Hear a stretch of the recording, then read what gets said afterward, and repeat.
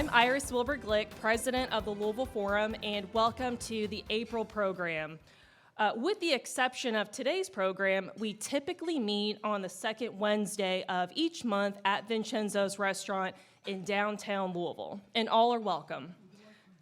Founded in 1984, the Louisville Forum is a nonpartisan public issues group that hosts debates and discussions of contemporary and sometimes controversial public policy issues that affect the greater Louisville community. For more information on the Louisville Forum, our programs, or to make a reservation, please visit louisvilleforum.org. Before we jump into today's program, Louisville Forum would like to express our gratitude to all of you in attendance today. We are so happy to see all of you.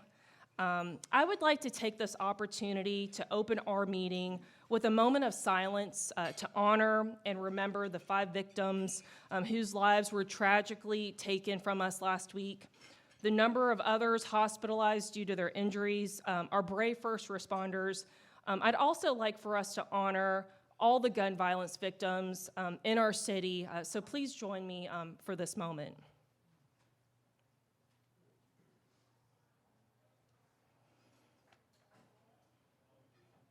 Thank you. Today's program, the changes coming to Jefferson County Public Schools. We're so fortunate to have Superintendent Dr. Marty Pollio with us. As many of us are aware, JCPS is the largest school district in the Commonwealth. In recent years, its annual budget has approximately been around the $1.5 billion figure. The district is responsible for about 96,000 students, and JCPS is among the top 5 of the largest employers in our city. So there's no denying the significance and impact of JCPS to our entire community, regardless if you have a child currently attending school within the district. We all have a stake in JCPS, and there are ways we each can contribute to support our public education institution. With a district of this size and serving the broad needs of our children throughout this community, we come to expect challenges that must be overcome to strive towards student success for all. We will discuss some of those measures today. I hope we also walk away empowered to help share the information we learn within our circles of influence to inspire engagement and support of our children and our future. So today, I have the pleasure of introducing Dr. Pollio to share the latest on JCPS and some of the changes on the way to support students. Dr. Pollio was appointed superintendent in April of 2018, previously serving as acting superintendent since July of 2017. Dr. Pollio's career began in '97 as a social studies teacher at Shawnee High School. He went on to serve as a teacher and assistant principal at Wagner before becoming principal of Jeffersontown, J-Town High School, from '07 to 2015. Most recently served principal of Doss High School before taking this current leadership position. Dr. Pollio was named Kentucky 22 Superintendent of the Year by the Kentucky Association of School Administrators, received his undergraduate degree from Indiana University, master's from EKU, and doctorate from U of L. Dr. Pollio and his wife Jessica are the parents of a daughter who's a JCPS student. So please help me welcome Dr. Marty Pollio.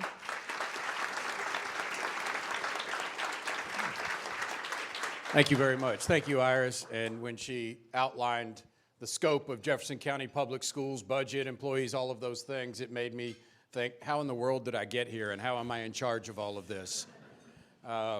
You know, my wife says, you know, I just married a high school basketball coach. I did not sign on for this, but I'm happy to be here with you today.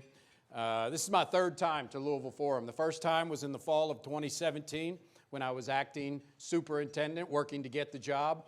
The second time was in, I believe, the fall of 2020 when it was virtual at the time, but we were, and I'll talk a little bit about it, asking the community for a revenue increase through increased property taxes. And so we had a debate about that. And so this is my 3rd time. Happy to be back here with you in person and really proud to sit here and talk about the changes at JCPS and what they mean to us. I've been in JCPS now for 26 years. And so it's very personal to me. You know, I said this yesterday when I was speaking, but I do believe I'm the most prayed for person in the city of Louisville. And I said this yesterday. People come up to me and they tilt their head and they always say, "Are you okay?" Yeah, I'm great. Why? Seriously, are you okay? I'm like, I'm fantastic. I love this job. I love what I'm doing because JCPS it's a personal thing for me, right? Both of my parents were JCPS, so my dad was the old city schools, but public school teacher. My mom was a JCPS teacher for 20 years. I'm a JCPS teacher, a JCPS parent of a daughter who's about to graduate, unfortunately. I guess fortunately, I don't know. I'm wrestling with that right now. I have two nieces in JCPS, so I'm an uncle of JCPS students. Been in here for I don't go anywhere anymore where I don't run into former students, colleagues, teachers, whatever it may be. And so I'm proud to represent JCPS. I take it very personally, I do. And so I'm the first one to stand up and say I'm very proud of what we've done, and I'm the first one to fight back when there comes attacks on JCPS, because I want to talk about the things that are happening every day. There's not many people that have been in all 155 schools. It took me 2 years to do it, but I've been in all 155 schools. And I get to see miracles happen every single day. They're not highlighted often, obviously. In our society today and in the news cycle, those aren't highlighted. But it's my job to do that, but it's also my job to talk about the massive changes we're making. And that's why I've come here today. I only have about 10 minutes, and I want to give plenty of time for questions. I really do. I want you to ask me any question you think is relevant to JCPS. I'm happy to answer those and proud to answer those questions. So, I'm here to answer any question that you may have about JCPS. It's my job to represent this district. When I got this job in 2017, I laugh all the time. I was a principal. That's all I thought I was going to be, and that's all. It's a hard job, but I love doing it. I love being in a school interacting with kids. It's probably what I miss the most doing right now every single day. If I were in a school right now, I'd be standing in the cafeteria. I'd be talking to kids and walking around, and so I do miss that, right? But, that was my goal, and I ended up being acting superintendent. And to keep the good language, had the biggest oh crap moment of my lifetime when they offered me the job and I accepted it. Like, what have I gotten myself into? But, I took it because I care that much. I really do. I can't imagine doing a job like the superintendent of schools in a large urban district in a community and a school district that you don't truly care about. So just moving to another city and say, I'm going to be superintendent of this seems absolutely foreign to me, because it is an extremely difficult job during extremely difficult times. Right now, there are 80 superintendents in the Council of the Great City Schools. That's a collection of the top 80 school districts in America by enrollment. JCPS is right now 29th largest in the nation. Since 2020, 63 out of 80 have turned over. So I'm one of the most veteran 17 in the nation right now. And that is devastating to public education because, change and improvement in a school district takes time. And if you look at districts that have been successful, they've had consistency in leadership. And unfortunately, education right now is at the forefront of politics and everything that has happened in the past couple of years. And I will specifically say we are facing the three largest crises at the same time in the history of education. Number one, the pandemic. We are hopefully, and I believe we are on the backside of that, the back end of that, but that will impact children and learning for years to come. The second being a staffing shortage across this nation that is even hard to really give you scope of how much impact that is having on our schools and school systems across the nation. And then finally, the mental health crisis that we have in children right now.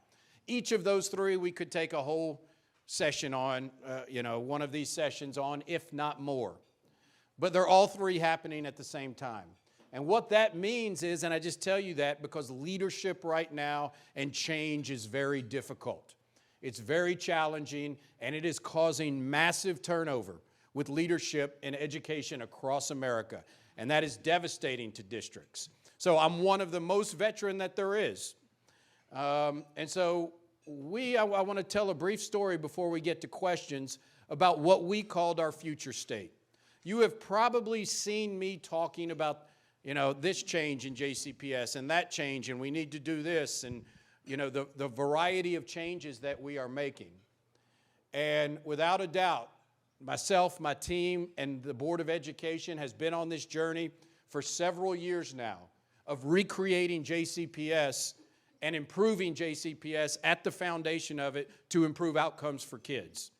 And so what I have not done a good job is piecing it all together and saying this is a plan that we have had in place that we have called Future State for multiple years. But we've been dealing with so many challenges. Sometimes people are just seeing one or two or three different changes that we are making. And make no mistake about it, this summer and going into the 23-24 school year will be the largest change in Jefferson County Public Schools since August of 1976, when there was a consolidation of the county and city schools, 2 school boards into 1, 2 superintendents into 1, 1 district, and busing began. This will be, and I don't think I could say we're topping that with change, but this is a close second right behind that. And why is that? Because of the future state that we are implementing. And so when I took the job, honestly, I spent a year trying to get the job. I got it. I spent another year trying to figure out the job. This is something you try to figure out as you go along. There are benefits and problems with being inside the district. One of the benefits is it didn't take me 2 to 3 years to learn how the game is played or anything like that in the district. I knew our challenges. But in the summer of 2019, I said, we're not going to make significant change unless we change the foundation of JCPS. And when I look back to my career, dating back to August of '97, when I walked in Shawnee High School for the first time, not much had changed, guys. Not much had changed at all. As a matter of fact, almost all of it was the same. How we started schools, how we assigned kids, the facilities hadn't changed. I could go down the line. And that's not healthy for any organization, to say 2 decades without change. And so brought a team together. We had a 3-day retreat and said, if we want to get the student outcomes we need, what do we have to do? We spent the fall building this. We defined what our current state is. We defined what we want our future state to be. And we worked it. And then in February of 2020, late February, I had my State of the District address at the Galt House right down the road. And I made the pitch for this is our future state. This is what we need to change. We've got to start now. And we're going to need to pay for those changes. And I left there thinking, we're going to get this done. This is going to happen. And 2 weeks later, COVID hits and we shut down and spent the next 18 to 24 months wrestling with that giant that we had to deal with, that crisis that was just impacted districts all across America. But what we did was continue to make that change and say, we will have commitment to move forward and methodically bring one after another to our Board of Education the changes that are necessary. And so what are those changes? I'm not going to spend a lot of time because I want your questions, but I want you to know what those changes are. First and foremost, student assignment. We've had the same student assignment plan for 4 decades. And unfortunately, the burden of diversity, which we all, and I think everyone in the community says is important, yet the only children who bared that burden of diversity were students in West Louisville. Every other student in the community had the opportunity to go close to home. Students in West Louisville did not. And it was negatively impacting their outcomes, mainly because of student attendance and student belonging. And we had to say, a student in West Louisville deserves to choose a school close to home if that's what their family wants to do, and it needs to be a great option for them. And that was a major challenge for us. It was a major challenge to make this change with a lot of pushback, but we have done that. And I want to be clear on this. People still say this to me, if you would stop busing.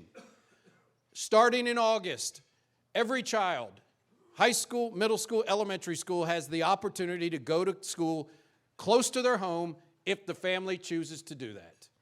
All right, I'll repeat that. Every single student has the opportunity to go close to home if their family chooses to do that. They also have the opportunity to choose a school farther away from home, our robust magnet system. And so that's an option for every child for the first time ever, and it's going to make a huge difference. However, the second part of the future state, we had to resource our high poverty schools differently. Every student the school should not be funded for every student with the exact same dollar amount. My daughter, for instance, has much less need than a child who maybe is an English second language student, a special education student, a homeless student, a student of poverty. We could go down the line. And so we had to say, if we are going to provide close to home options, we have to fund our schools like we never have before. And that's what we are doing starting in August, with our high need schools are being funded at rates they've never been funded before. Specifically, and I want to be clear about this because it's not, for the first time ever, a teacher who chooses to work in our choice zone, West Louisville high poverty schools, will get $8,000 raise if they work in our choice zone schools, a stipend of $8,000 every year. A principal, an administrator chooses to work in our choice zone schools, they will get $10,000 of additional compensation. Because we know it's important that we get our best teachers, not force them into positions that they may not want to be in, but incentivize to go to our highest need schools. And so along with this and the generous donation we got from Mackenzie Scott, where now we can also fund our schools with supplementary funding. So they may not have the athletic budget. They may not have the alumni support. There may not be a parent-teacher association that could raise $100,000 in 2 weeks. But now we have the opportunity to make sure students have that, because a fundamental belief, say it all the time, students with the most need in their house need to have the most support in their schools. That's what we're doing. Third is facilities. Quite frankly, you've heard me talk about it. I'm not going to go down a list of all the data I would share. I'll just go back to our facilities for our schools in this community is embarrassing, and it continues to be embarrassing. And it is incumbent upon us to make change. And after decades of very little change, where other cities across America have rebuilt all of their campuses, while we have done little to nothing to improve our facilities, our board is finally taken action. This board has when other boards haven't. We've opened 2 brand new schools last year, 2 brand new schools coming this year, the first one in West Louisville this century. And we are now poised to build 26 new schools in the next 10 years, all because of the work that we did around this future state. Fourth, technology. We wanted our kids to have the best technology. Now, candidly, ESSER funding, which is the federal funding caused by COVID, has allowed us to do this. But we are now on the cutting edge when it comes to technology with our kids, and really making sure every kid has access to the internet no matter where they come from. And right now, every single child has a laptop if they need it with built-in internet, so that they can have internet anywhere they go, whether that's school, bus, home. We're one of the few districts in America that have done that. Fifth, curriculum. All right, for the first time ever, and this came out of the legislative session of 2022, we have the superintendent selects curriculum, not site-based councils. Right now, as we speak, there's 150 different curricula in this district. And so when a kid moves from one school to the next, they may have a completely different reading curriculum.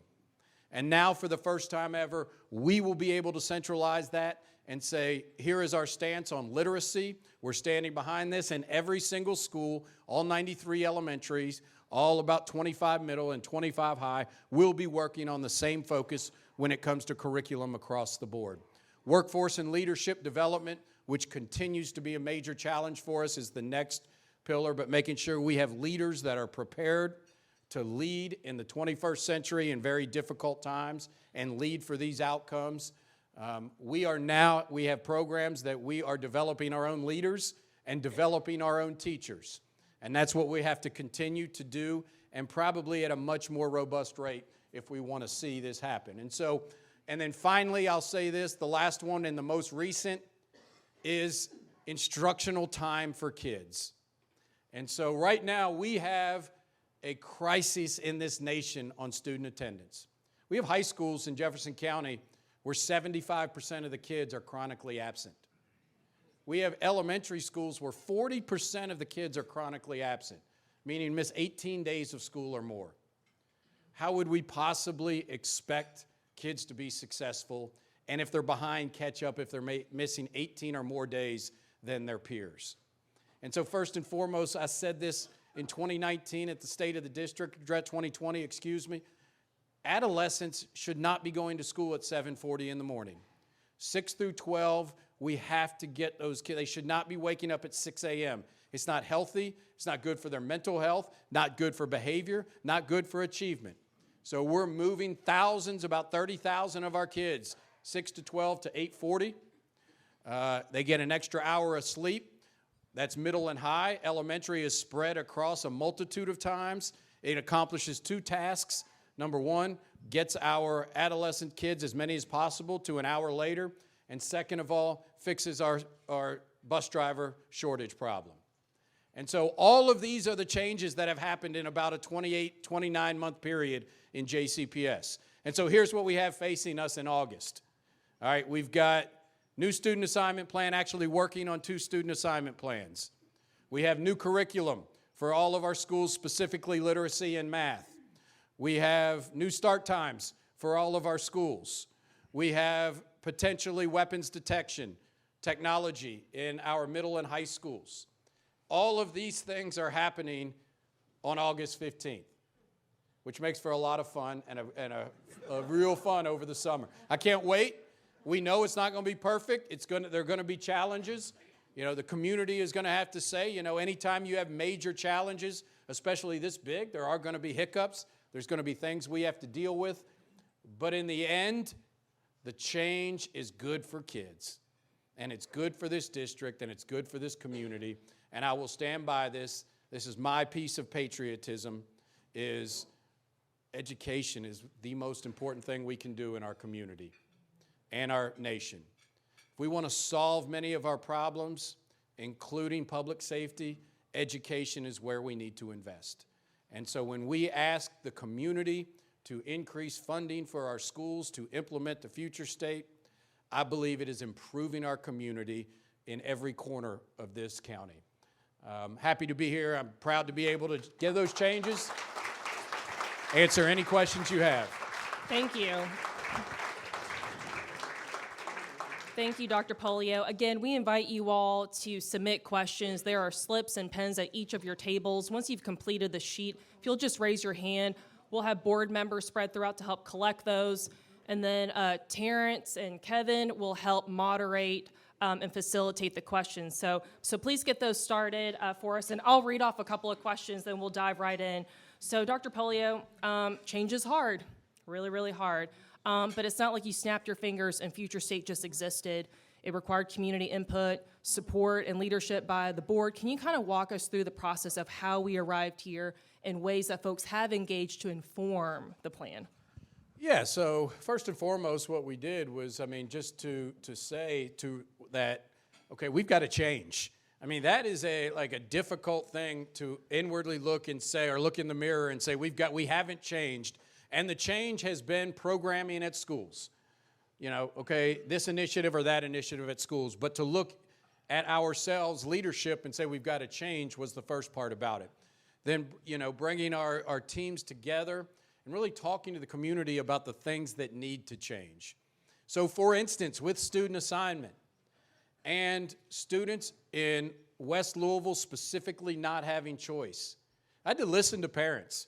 I spent a great deal of time in West Louisville. I did not come up with the idea of saying, that's not good for you. I had to hear it from families, first person, for them to say, why can't my child go to school? I live on 41st and Market, and my child has to go to Pleasure Ridge Park. Why can't they go to Shawnee? And what about the kid out, like where I live in the Highlands by Atherton? Your child can go to Atherton if they want to. How is that fair? So we had to hear that. And what it required was being in the community a lot. But then on top of that, each and every one of these changes are difficult. because change makes people uncomfortable. I'll be very candid with you here. The biggest and the hardest change is making adults change. And so a lot of pushback from adults in many ways on change, and that was the hardest part. And so, and also in many of these changes, having our community say, I understand this may not be perfect for you, but it's better for the common good and for all of us. And so we all have to give a little bit to say this is what's going to be better for all of us. And so really, Iris, I think more than anything is being out as much as possible, selling the why behind it. This is not just a decision that I made sitting up. It'd be much easier for me to say things are great, let's just keep going on like we're going. But I know that's not what's good for kids. So you touched upon it regarding resourcing some of our schools of greatest need. Kind of go into a little bit more about overcoming concerns related to diversity with the changes coming to the student assignment plan. There were pillars about diversity versus choice. How did you, the board, other leaders within the district arrive to come up with this plan, but then be able to counter against concerns and fears around diversity? Sure, and I want to say this, there were some things about discussions that people came at me and said, you don't value diversity. I do value diversity. I was the principal of a school, Doss High School, that was about 60% students of color. A third of the students were English language learners and loved every minute of it. I could go back there and work tomorrow and love every minute of it. So I value diversity without a doubt. But we also had to come to the realization, we're a school district, all right? We can't solve all of the problems of society. And unfortunately, in today's world, everyone looks to the school system to solve the problems in society. The housing patterns in Jefferson County right now are as segregated, you look at it anywhere you want, but we all know is extremely segregated. And so if we allow students to go close to home, all students, there is no doubt, it is going to most likely segregate schools more than they are right now. All right, and so we had to be very candid and open about that and transparent and say yes. And also, it's going to concentrate poverty more. And so therefore, our work had to be, it's not just the student assignment plan, but it was the support plan for our schools. And that is really where the negotiation part of it came with the community, is what is going to make a close-to-home option a good option for you. And not just an option that said that school is not funded or resourced like it was. And for me, the most important thing was I talked to a lot of people who were a part of the school system prior to 1976. When we had segregated schools, whether we liked it or not, predominantly or all black schools had hand-me-down books, less resources, paid teachers less, and that is a memory that we could not go back to. And so we had to say we will not do that. We will support our schools. And so when we say equity, it means they get more than other schools. And the lady that just walked in, Ms. Porter, our board chair, was the one to make sure that that was going to happen, and she was not going to support it unless that happened. So sorry, Ms. Porter, for calling you out on the way in. So, Dr. Pollio, I have one more for you, and then I'm going to kick it over to Terrence from our board.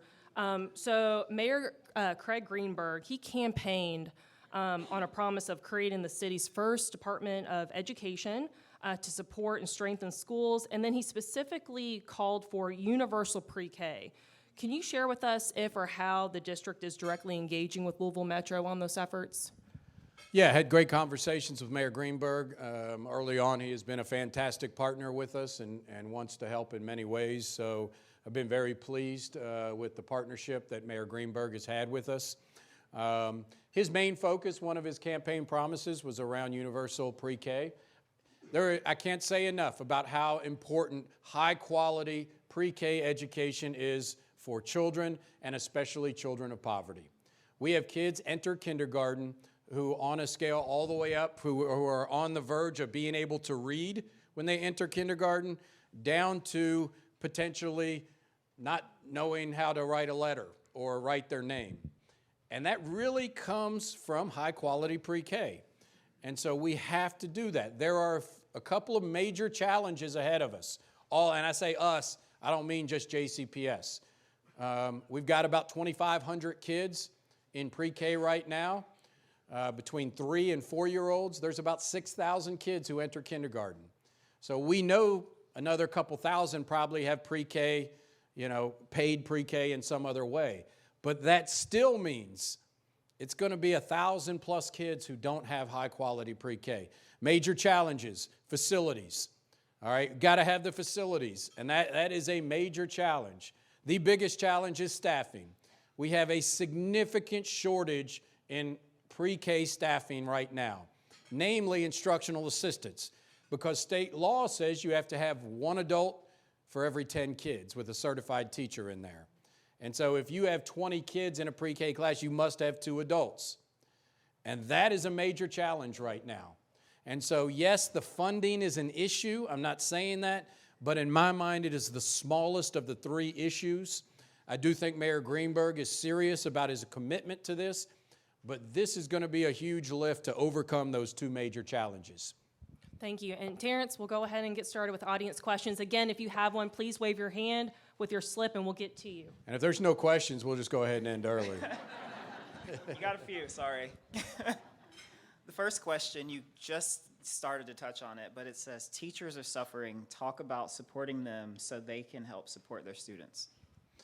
Yeah, and once again, we could talk, this could be a whole nother session on its own, and I know Brent McKim is here with JCTA, president of JCTA, and could talk a lot about this as well. I will say this, I talk often about the things that have changed during my career, being 2.5 decades. One of those that has changed more than anything is the expectations on teachers. What we expect teachers to do in the classroom every single day to meet the needs of our kids. And in many times it's heartbreaking. I mean, the issues that teachers, and I'm not talking about just teaching content. I'm talking about meeting the needs of kids. I'll give an example. On Friday, in a lot of our elementary schools this Friday, teachers will be packing food in a backpack to give to a child to go home because they may not have another meal until Monday morning. I mean, these are the things, the mental health issues that our teachers have to deal with on a regular basis that usually manifest themselves many times in behavior issues. Unfortunately, we have in a society right now that is just like, let's just get rid of that kid. Well, we're public school. We don't have that option to get rid of a 3rd or 4th grader who may be, having problems in school. Our job is to meet the needs that kid may have. And that really falls on the teacher many times, which is very challenging. I'll say secondly to this, the political atmosphere right now of education is causing teachers to leave the field at record rates. And that is, you're a fail. Now, how do you think that makes a teacher feel who works their tail off every single day in a school, has high needs kids at a school, but just works and then they're told they're at a failing school and they're a failing teacher, is what they think. And this compounds itself, just year after year. And then we wonder why teachers are leaving. We should be celebrating teachers in our highest need schools who are taking on that challenge. So all of these things come into play. I think teacher pay is a huge part of it, without a doubt. We look at other things, but let's be honest, teacher pay is at the heart of it. All right, teacher pay is right at the heart of it right now as well. And so we're going to have to figure out ways to solve all of these problems. We're about 300 teachers short in this district right now of about 6,000 teachers. So percentage-wise, it's not small, it's not huge, but what that means is right now, as we speak, there are 300 substitute teachers standing in front of a child instead of a certified teacher. And so that's making us make tough decisions, and it's just real easy to say what are the easy solutions to that. The more difficult thing is, if we continue down this path, what's it going to look like 10 years from now? What mental health resources are being provided in the future state of JCPS? So yeah, this is, and I'm happy to say and proud to say what our board has invested in with mental health in our district. I would put us up against everybody. We have a mental health practitioner in every single school in JCPS, a mental health practitioner. When we added that in 2019, it was pre-pandemic. We say that the mental health issues many times are a result of the pandemic. That's not the case. I think it exacerbated the issues, but I was seeing a lot of these problems well before. We added mental health practitioners to every single school to give access to our student population, but it's the tip of the iceberg, folks. And I will say this, right now in the United States, data shows that about 1 out of every 5 adolescents has unmet mental health needs. 1 out of 5, which, let's do the math on that, in JCPS is close to 20,000. And so, this is, once again, we can put things in place, but I am a proponent of saying, let's not just put it on the school system. What's the community going to do to meet the needs of our kids? If we just put it on the school system, it's going to continue to develop and get worse, and the community will see side effects and impacts from that if we don't take action. This is kind of along the same lines, but can you address the number of homeless students in JCPS and the plans on supporting them? Yeah, and I'll go back to what I say now. I get this question all the time, and it's a great question. 6,000 homeless kids in JCPS right now, 6,000. Now, that's the federal definition of homeless does not necessarily mean, living on the bench outside, but what it does mean is a lack of housing security, meaning I may live with grandma one day, I may live with aunt the next day, and there's 6,000 of those kids. And as a former principal, I stood in the front door of DOS, and we had about 100 kids at DOS out of 1,100 that were homeless when I was principal there. And they would walk in the door, and you could see the look on their face, like last night was not a good night. May not have slept, may not have ate, may have seen violence, and I'm telling them to go into English class and they look at me like, have you lost your mind here? Like, I'm just trying to survive the night, and you're telling me to go read Shakespeare. And so these are real issues that we have to deal with. We have an entire department that works through our Diversity, Equity, and Poverty department that works with our homeless students. But I have to say, once again, it's a question I get often, what's JCPS doing about student homelessness? And my response is, what's the community doing about student homelessness?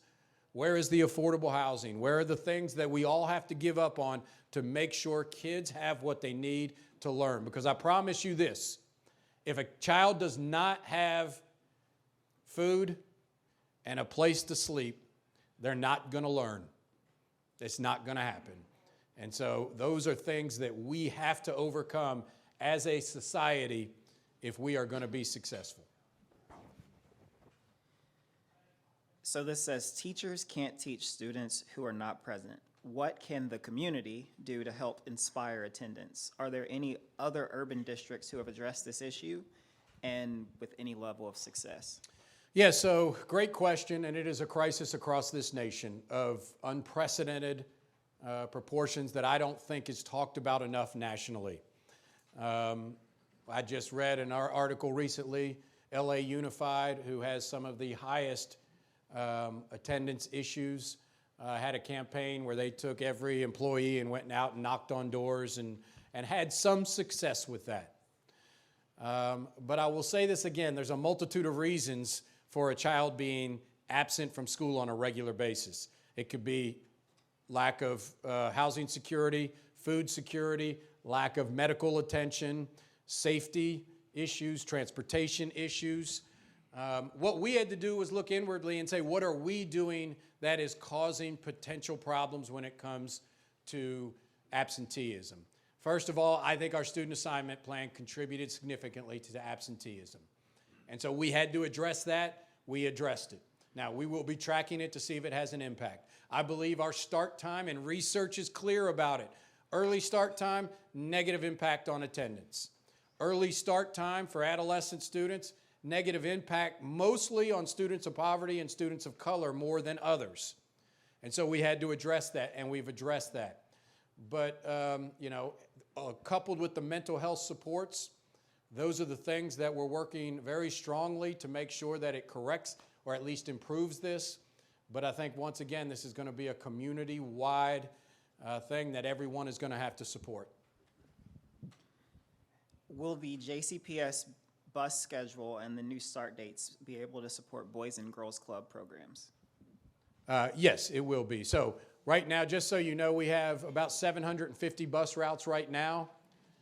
We have 650 to 75 bus drivers. So we start every day 75 bus drivers short.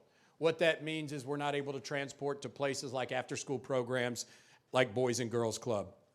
With the student assignment change, we go down to 600 bus routes. If we keep our bus drivers, we actually have more bus drivers than routes, which is what we need because bus drivers are sick and call in sick and take vacation days just like anyone else does. And that will allow us to do things like transport to after-school programs. So, like 8 of these were around the same thing, so I'm going to try to combine them into one long question. I'm enthralled to hear what this is. Well, the first one is a comment. It says, it was building on your opening and says, I thought a fourth major problem was the politicizing of curriculum, books, and reading methodology.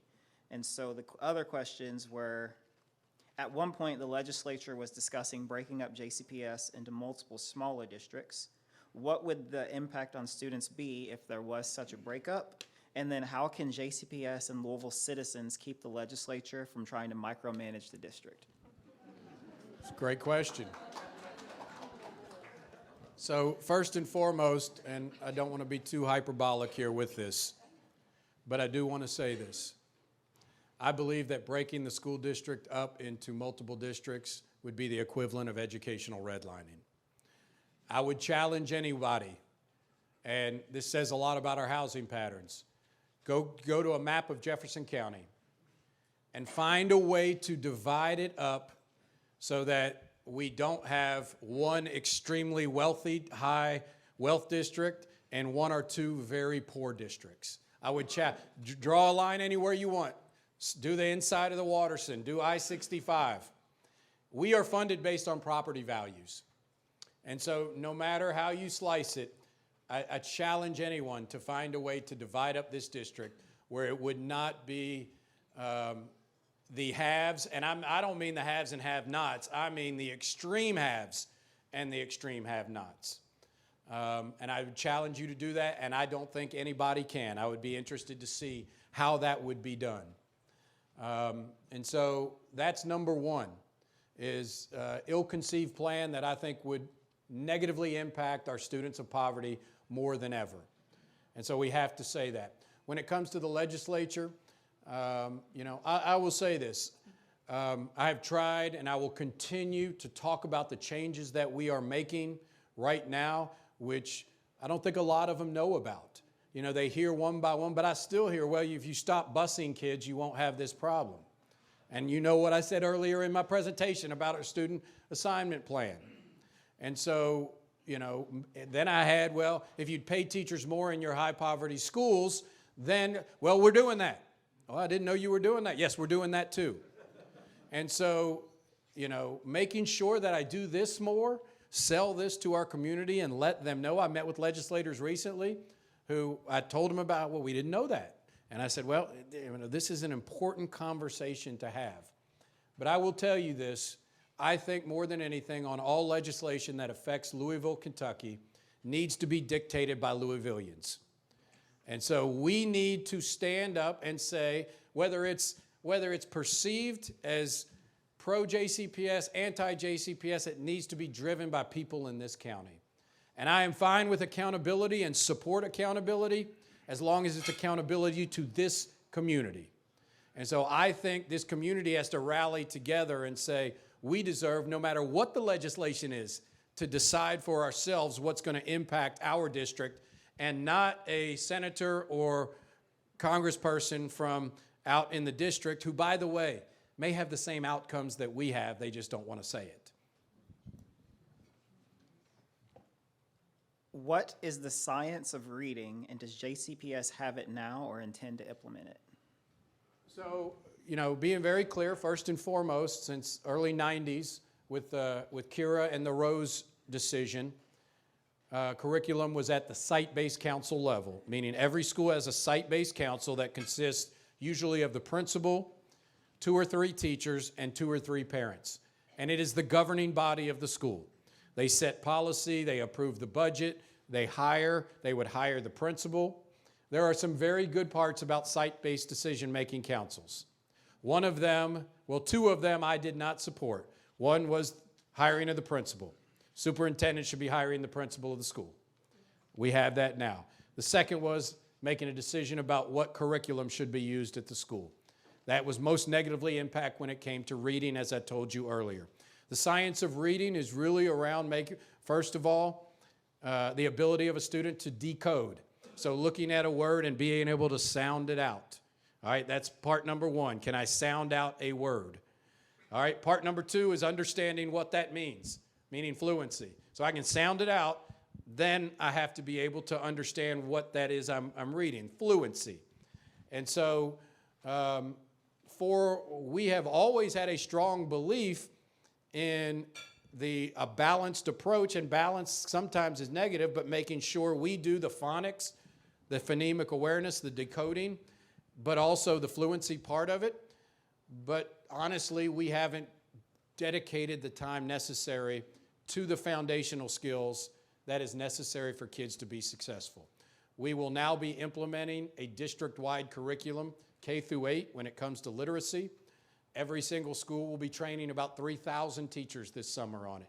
Enormous lift, an enormous lift. But what it is going to do is make sure that we dedicate the appropriate amount of time to the decoding, the foundational skills, especially in the early grades, K through 2, and fluency, 3 through 8. And science and research shows that will have a positive impact on student outcomes. This one was pretty common as well. What is the strategy to address the educational deficits that occurred during COVID? Yeah, so, unfortunately, there's not a whole lot of magic when it comes to how you make up kids for lost learning. All right, I mean, really what it is going to require is additional opportunities to learn. More time in school and more time in front of teachers outside of school. So we've had a very intentional process, number one, of let's have robust summer opportunities for kids. So we got to get kids in front of teachers more. If we expect, it's no different than if you're preparing for the Derby Marathon coming up. You better run more if you're going to be prepared for that. So for kids to learn, they need to be in front of a teacher more. So for the first time ever, last summer, we had 10,000 kids in summer learning. 10,000, 4-week summer program. And massive amount of kids. But we didn't do it ourselves. We did it with an organization called Evolve 502.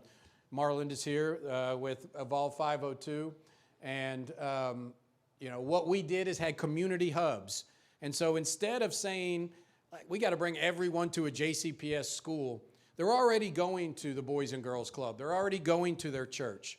How about we let them continue to do that, and we send math and English teachers to that specific community hub. We'll pay to have them transported, the kids transported there, their meals, but we're asking for 90 minutes of math and reading a day. Do all the other great things you're doing, whether it's coding, whether it's playing basketball, whether it's chess, environmental hikes, whatever, continue to do that. The kids are coming to you, you know them best. Let us kind of come through the back door and teach them some reading and math.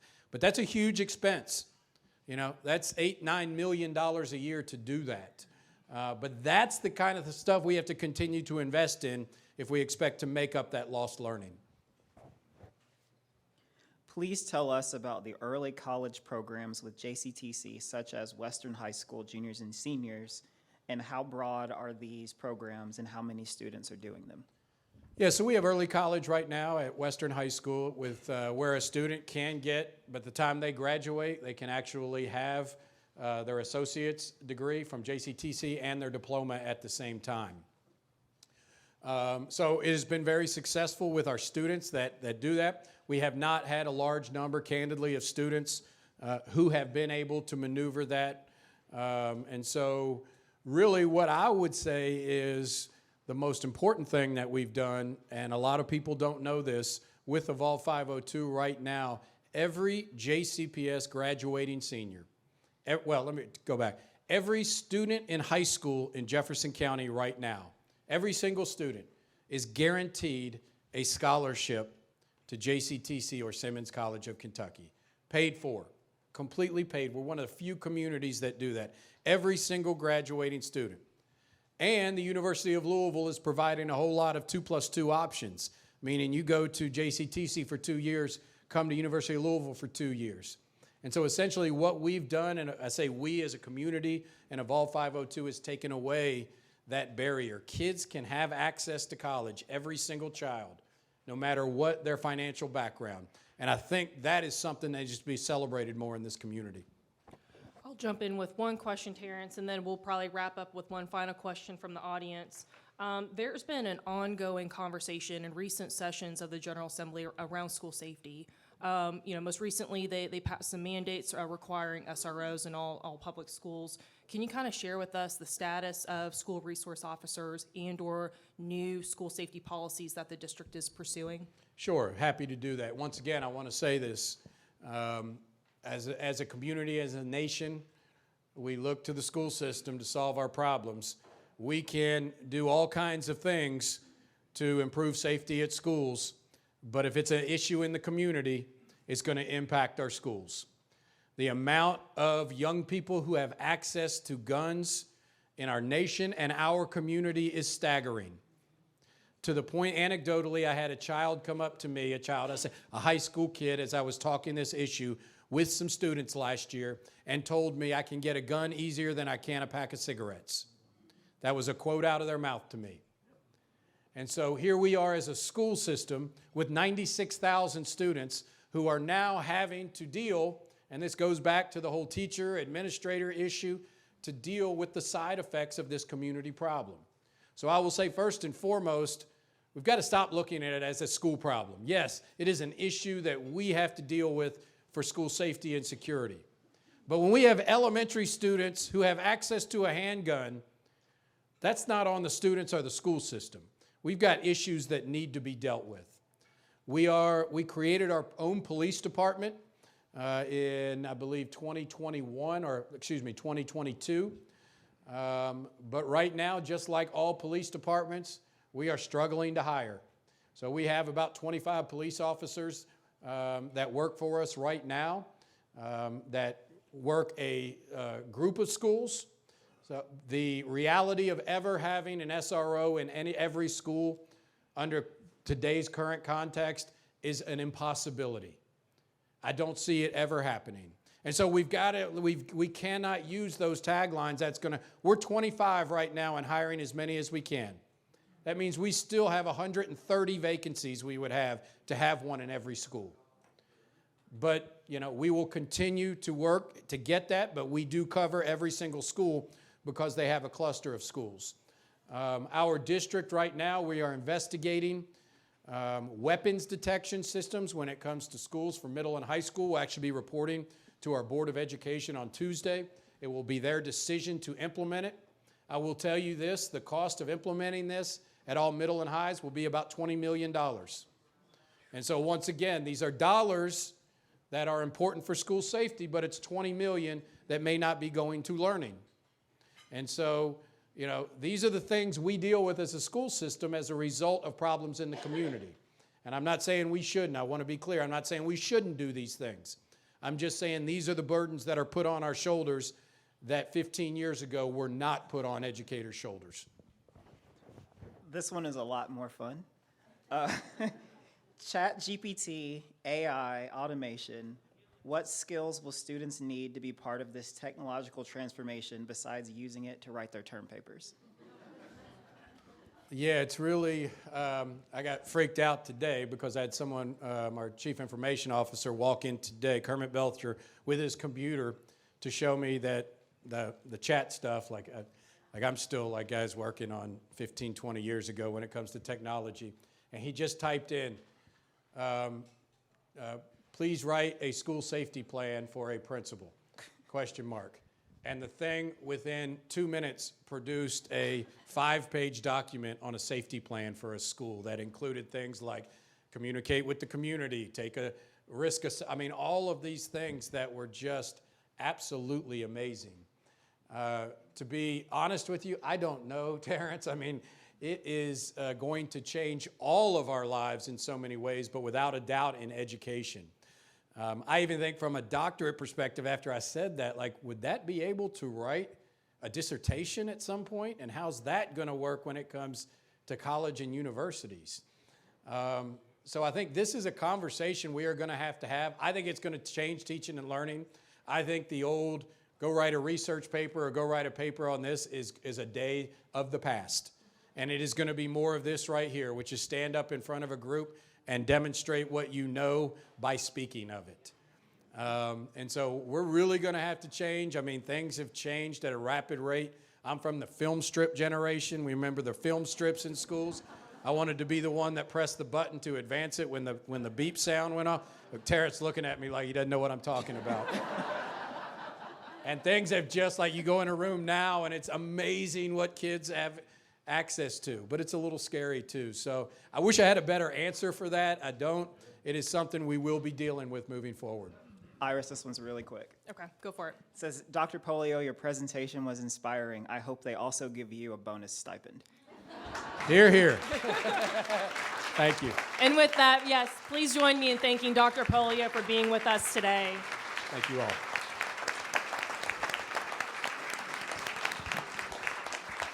Okay, final business. So please mark your calendars for our next meeting that will be held Wednesday, May 10th. So we will return to the second Wednesday, May 10th. Recognizing there's a lot of pain, fear, frustrations, but also hope and encouragement stemming from last week's tragedy in our city. We know that there are ongoing important community conversations, policy conversations, to try to find solutions, progress to respond to the violence and the crisis our community is experiencing. And so the Louisville Forum, we recognize that time is needed to begin healing, to really jumpstart these conversations or to join conversations. So our board is in the process of exploring how we can facilitate a productive and meaningful dialogue for the May program. So please stay tuned for those details and encourage you to join us. That information and to reserve a seat will be available on louisvilleforum.org. Thank you so much for joining us today, and we'll see you soon.